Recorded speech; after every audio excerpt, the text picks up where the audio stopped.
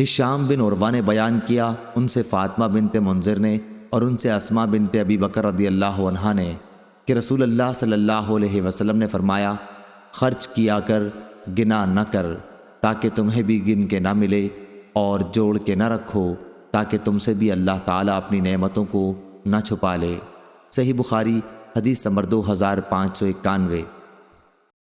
یحییٰ بن بکیر نے بیان کیا، ان سے لیث نے، ان سے یزید بن ابی حبیب نے، ان سے بکیر نے، ان سے ابن عباس کے غلام قریب نے، اور انہیں ام المومنین حضرت میمونہ بنت حارث رضی اللہ عنہا نے خبر دی کہ انہوں نے ایک لونڈی نبی کریم صلی اللہ علیہ وسلم سے اجازت لیے بغیر آزاد کر دی۔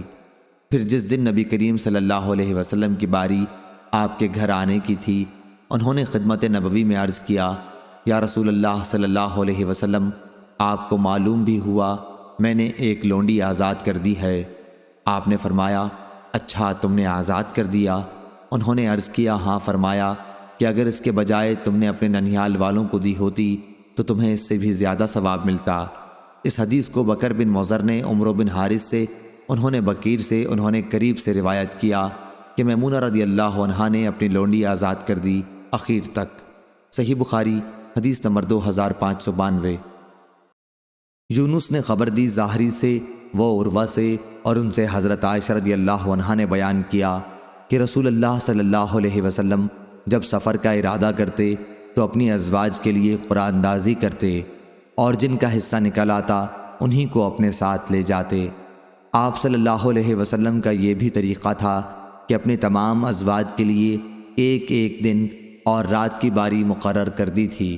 البتہ آخر میں سودا بنت زمعہ رضی اللہ عنہا نے اپنی باری عائشہ رضی اللہ عنہا کو دے دی تھی۔ اس سے ان کا مقصد رسول اللہ صلی اللہ علیہ وسلم کی رضا حاصل کرنی تھی۔ صحیح بخاری حدیث نمبر 2593۔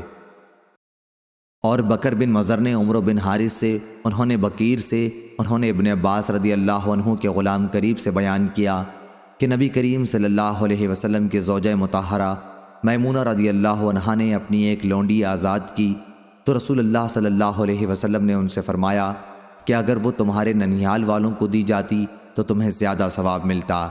صحیح بخاری حدیث نمبر 2594۔ شعبہ نے بیان کیا، ابو عمران جونی سے، ان سے بنو تیم بن مرح کے ایک صاحب طلحہ بن عبداللہ نے، اور ان سے حضرت عائشہ رضی اللہ عنہا نے بیان کیا کہ میں نے عرض کیا، یا رسول اللہ صلی اللہ علیہ وسلم، میرے 2 پڑوسی ہیں تو مجھے کس کے گھر ہدیہ بھیجنا چاہیے؟ آپ نے فرمایا کہ جس کا دروازہ تم سے قریب ہو۔ صحیح بخاری حدیث نمبر 2595۔